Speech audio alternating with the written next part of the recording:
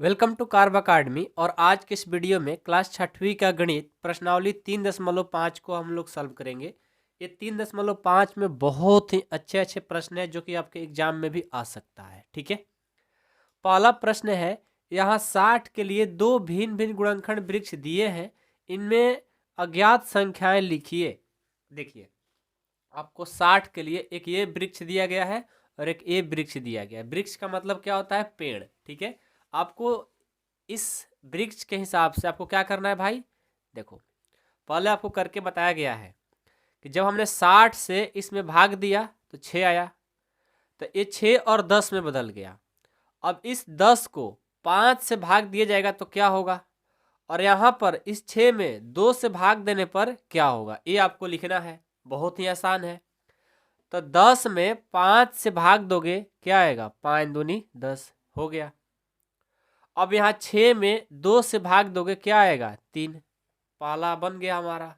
देखा, अब इस 60 में यहाँ पर कितने से भाग दिया गया कि 30 आ गया भाई? तो क्या करोगे? कुछ नहीं करना है, इस 60 में 30 से भाग दो। 30 दूनी 60, 2 बार में हो गया। अब यहाँ 30 आया है ना, तो 30 में 10 से भाग दे दो। 10 तिया 30, 3 आ गया। अब यहाँ 10 है ना, तो अब देखो यहाँ 10 है और यहाँ भी खाली स्थान और यहाँ भी खाली स्थान। अब आपको चेक करना है कि यहाँ पर कौन से संख्या से भाग दे दे कि ये कुछ ना कुछ यहाँ भी आ जाए। तो मैं क्या करता हूँ कि इसको 5 से भाग दे दिया। 5 से जब इसमें भाग देंगे, 5 दूनी 10, यहाँ पर 2 आ जाएगा। देखो, वृक्ष वाला प्रश्न बन गया। तो वृक्ष वाला प्रश्न जो होता है बहुत ही आसान होता है, बहुत ही आसान होता है। ठीक है ना, जब भी आपको प्रश्न आएगा तो आपको ऐसे करना है, बहुत आसान है। ठीक है, तो प्रश्न संख्या 1 आप लोग को कंप्लीट हो गया होगा, कोई प्रॉब्लम नहीं आया होगा। मैं उम्मीद करता हूं कि आप लोग को जब भी ऐसा क्वेश्चन मिले तो आप लोग बहुत फास्ट सारे क्वेश्चन को बना सके। ठीक है, क्वेश्चन 2 देखते हैं। क्वेश्चन 2 है कि एक भाज्य संख्या के अभाज्य गुणनखंडन में किन गुणनखंडों को सम्मिलित नहीं किया जाता है। देखो, ये बोला है कि एक भाज्य संख्या के अभाज्य गुणनखंडन में किन गुणनखंडों को सम्मिलित नहीं किया जाता है।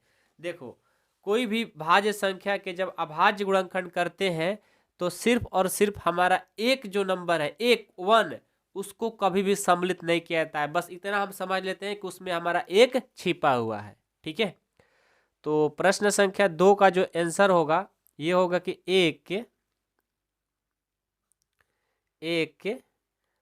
भाज्य बोला है ना, एक भाज्य संख्याओं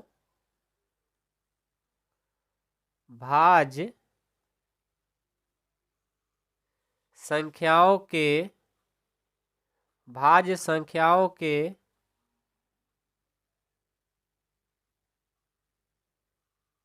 अभाज्य गुणनखंडों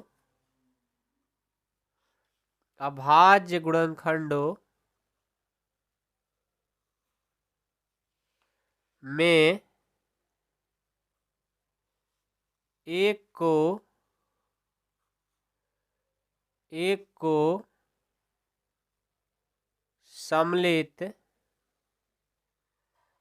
एक को सम्मिलित नहीं किया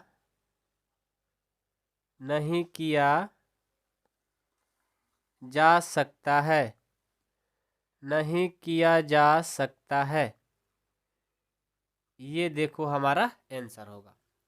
जो एक है, कोई भी अभाज्य संख्या जब गुणनखंड करते हैं तो उसको एक को शामिल नहीं किया जाता है। ठीक है, अभाज्य संख्याओं के अभाज्य गुणनखंडों में एक को कभी भी सम्मिलित नहीं किया जाता, इसे याद रखना हमेशा। ठीक है, समझ में आई बात? कोई प्रॉब्लम नहीं है। चलो, अब प्रश्न संख्या 3 को देखो। प्रश्न संख्या 3 है कि 4 अंकों की सबसे बड़ी संख्या लिखिए और उसे अभाज्य गुणनखंडों के रूप में व्यक्त कीजिए। देखिए, यदि 4 अंक की आपको सबसे बड़ी संख्या के बात कही जा रही है तो देखो, 1 अंक की सबसे बड़ी संख्या 9 होती है, 2 अंक की सबसे बड़ी संख्या 2 9 होती है, 3 अंक की सबसे बड़ी संख्या 999, 4 अंकों की सबसे बड़ी संख्या 4 गुना 9। ऐसे ही जितना पूछ जाएगी उतना 9 आपको दे देना है। तो हमसे क्या बोला है? 4 अंकों की सबसे बड़ी संख्या। हमने लिख दिया कि 4 अंकों की सबसे बड़ी संख्या जो होती है ये क्या होती है? 9,999 होती है। याद रहेगा ना। चाहे आप ऐसे भी लिख सकते हो, लिख लो कि चार अंकों की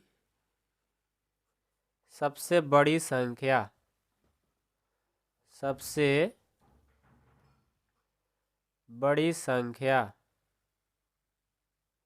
क्या होती है? 9,999, 4 × 9। ठीक है। अब इसको बोला है कि उसे अभाज्य गुणनखंडों के रूप में व्यक्त कीजिए। इसे क्या करना है? अभाज्य गुणनखंड के रूप में व्यक्त करना है। तो अभी आपने प्रश्न संख्या 1 में क्या पढ़ा था भाई? वृक्ष के द्वारा आप अभाज्य गुणनखंड किए थे। तो इसको भी हम क्या करते हैं? वृक्ष से ही इसको अभाज्य गुणनखंड करेंगे। कैसे कर सकते हैं? तो सबसे पहले देखो, इसमें मैं क्या करता हूँ, इसमें मैं 3 से भाग दे देता हूँ इसको। जब मैं 3 से इसमें भाग दूंगा ना, तो पता है क्या आएगा? 3,333, 3,333 आ जाएगा। ठीक है। अब देखो, यदि 3 में हम क्या करते हैं कि 1 से करेंगे तो कितने बार में कट जाएगा? ये 3 बार में। तो यहाँ से हमारा खत्म हो गया ये। लेकिन अब ये बाकी है ना, इसको मैं बढ़ाता हूँ। इसमें भी मैं 3 से करता हूँ। 3 से करूँगा तो कितने बार में? 1,111 बार में। ठीक है। अब इस 3 को करने से कोई प्रॉफिट नहीं है, लेकिन 1,111 को करो। 1,111 को यदि हम 11 से करेंगे तो कितने बार में? ये 101 बार में। अब 101 तो नहीं कटेगा, ना 11 कटेगा, ना 3 कटेगा, ना 3 कटेगा, ना 1 कटेगा। तो हमारा यही देखो, ये वाला जो अंत में जो बचा हुआ है, यही अभाज्य गुणनखंड हो जाएगा। तो लिखेंगे 9,999 का अभाज्य गुणनखंड क्या होगा?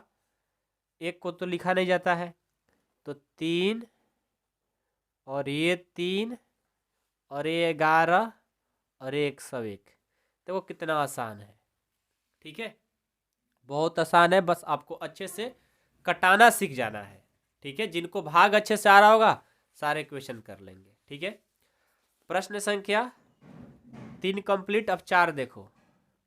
5 अंकों की सबसे छोटी संख्या लिखिए और उसे अभाज्य गुणनखंड के रूप में व्यक्त कीजिए। 5 अंक की सबसे छोटी संख्या। अब 5 अंक के देखो, पहले आपको सिखा दूं कि 4 अंक के सबसे बड़ी संख्या तो बोलते हैं 4 × 9, 5 अंक की सबसे बड़ी संख्या 5 × 9। लेकिन जब छोटी संख्या की बात कही जाए, 1 अंक की सबसे छोटी संख्या 1 होती है, 2 अंक की सबसे छोटी संख्या 10 होती है, 3 अंक के पूछे 100 होती है, 4 अंक पर अब जितना पूछे उतना जीरो आपको लगाते जाना है। 5 बोला है ना, तो 5 पर कितना जीरो होगा? 4 जीरो। ये हो गई 5 अंक की सबसे छोटी संख्या। ठीक है, आइए तो पहले लिखेंगे क्वेश्चन नंबर 4।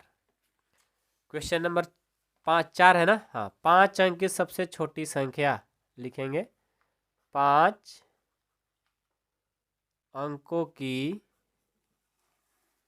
सबसे छोटी संख्या, सबसे छोटी संख्या। 5 अंक की सबसे छोटी संख्या क्या होगी?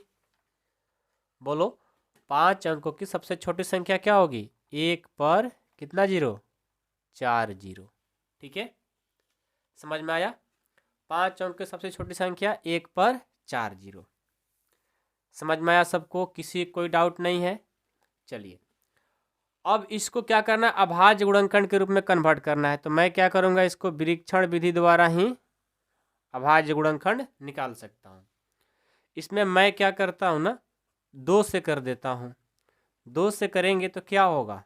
2 से करेंगे 2 × 5 = 10, यानी 5,000 में चेंज हो जाएगा।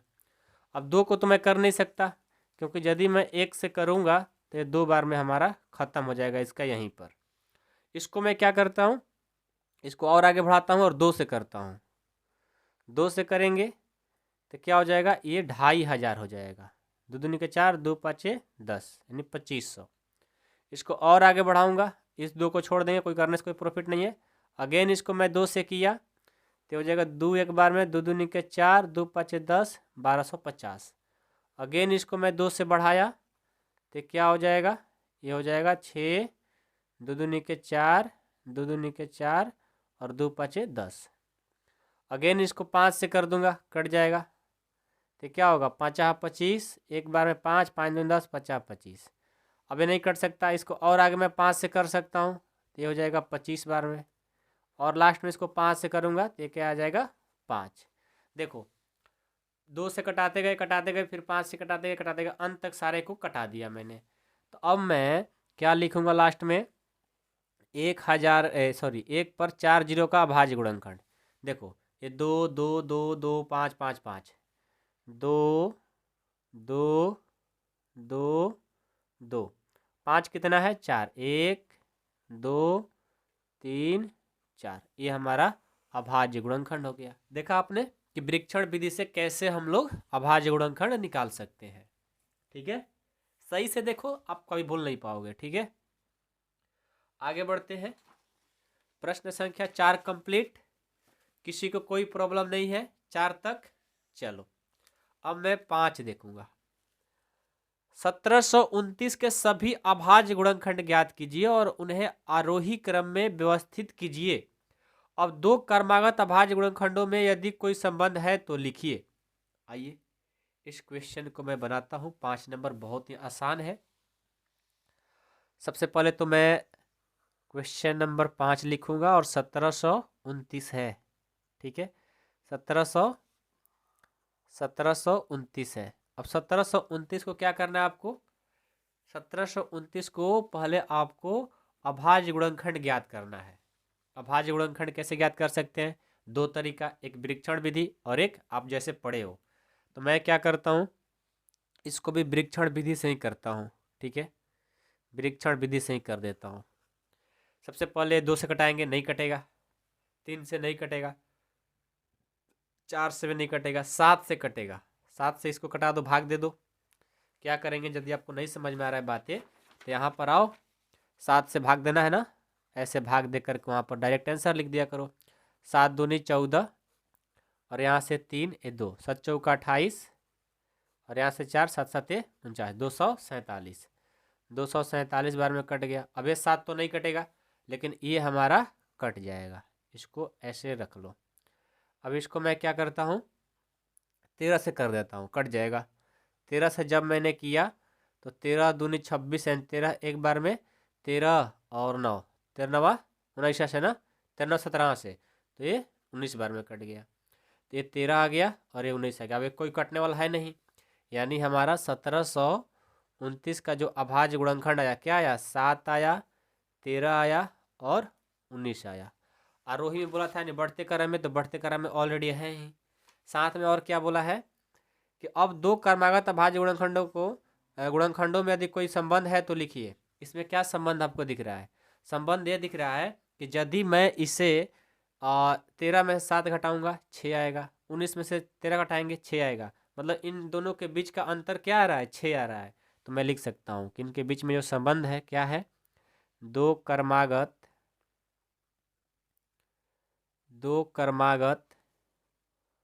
अभाज्य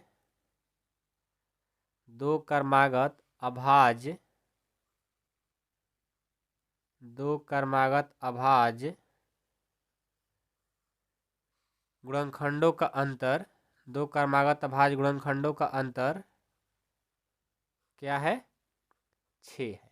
ठीक है, आप इसे लिख सकते हो।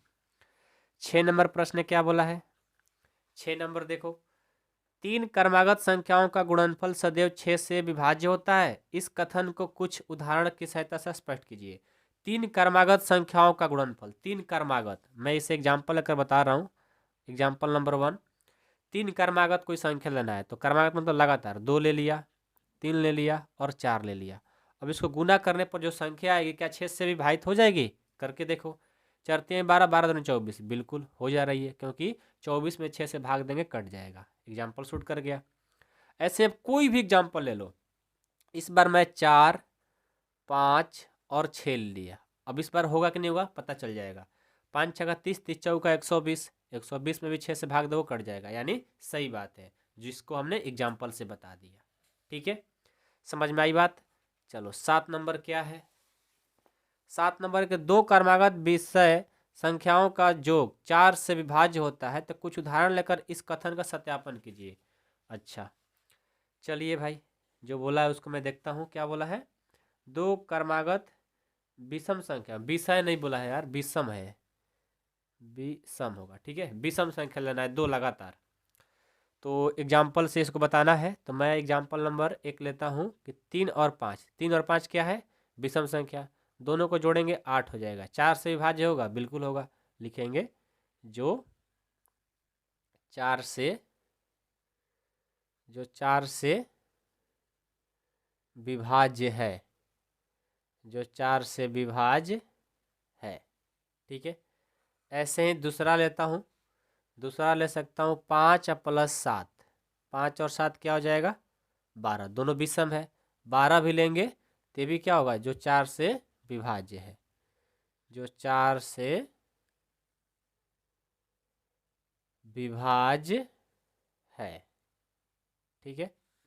और लेता हूँ, 1 2 ले लो और 7 और 9 ले लो। 7 9 कितना, 7 9 14 2 16 हो जाएगा। ये भी जो 4 से विभाज्य है। मतलब जो भी संख्या लोगे दो विषम लगातार, तो समझो कि फिर वो क्या होगा, 4 से विभाज्य होगा। बस आंसर, ठीक है। चलो आगे देखते हैं। प्रश्न संख्या 6 हो गया, 7 देखते हैं, 7 भी हो गया, 8 देखते हैं। निम्न में से किन व्यंजकों में अभाज्य गुणनखंड किए गए हैं। अभाज्य गुणनखंड, अभाज्य गुणनखंड मतलब सही सही होना चाहिए।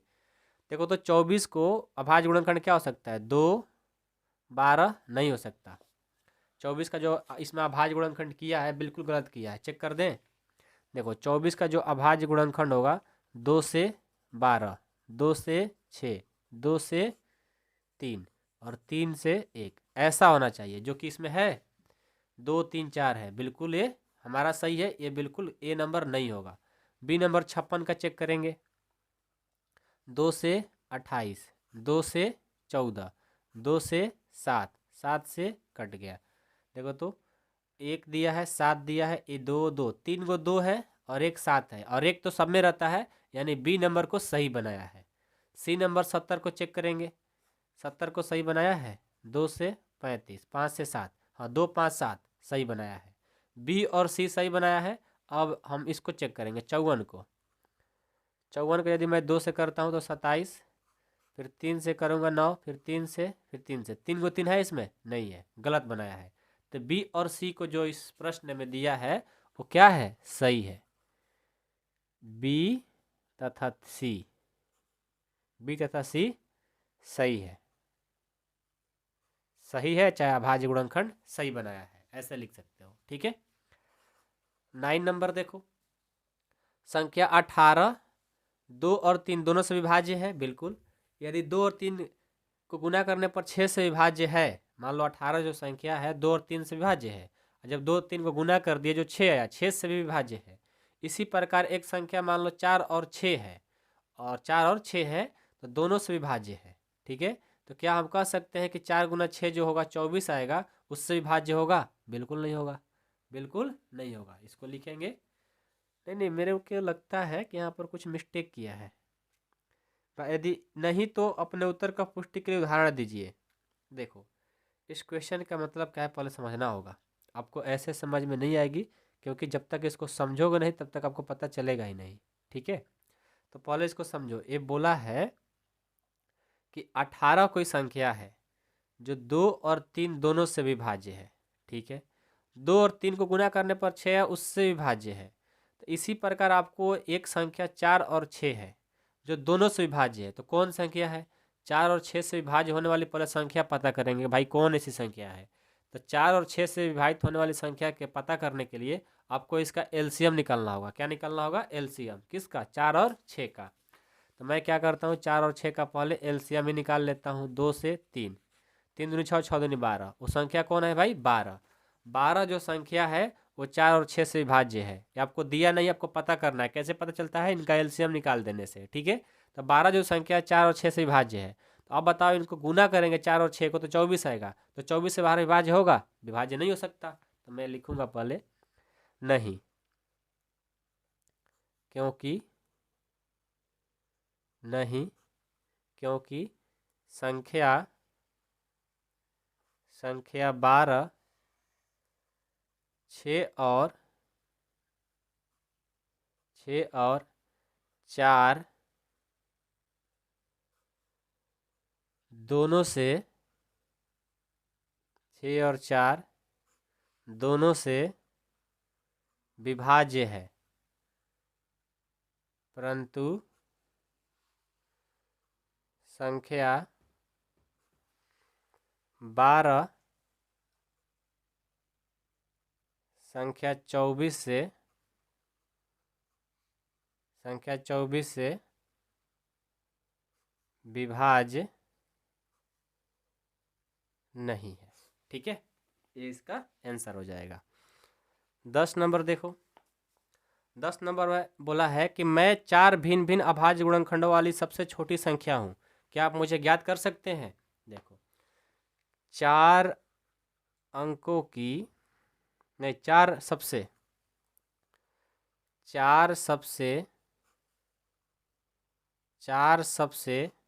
छोटी संख्या कौन कौन होती है भाई? 4 सबसे छोटी जो संख्या होती है 2 होती है, 3 होती है, 5 होती है और 7 है। ये हमारी संख्या है। अतः जब इसको गुना करेंगे अतः अभिष्ट संख्या क्या होगी? 2 गुना 3 गुना 5 गुना 7 गुना करो, 7 5 35 दूनी 70 70 तिया 210, वो संख्या होगी 210। क्योंकि 4 सबसे छोटी संख्या विषम संख्या क्या होती है? 2 होती है, अभाज्य संख्या 2 होती है, 3 होती है, 5 होती है और 7 होती है। दोनों को चारों को गुना करेंगे 270 आ गया। इसी के साथ हमारा 3.5 जो है कंप्लीट होता है। कोई प्रॉब्लम हो तो कमेंट बॉक्स में कमेंट कर देना। Thank you so much.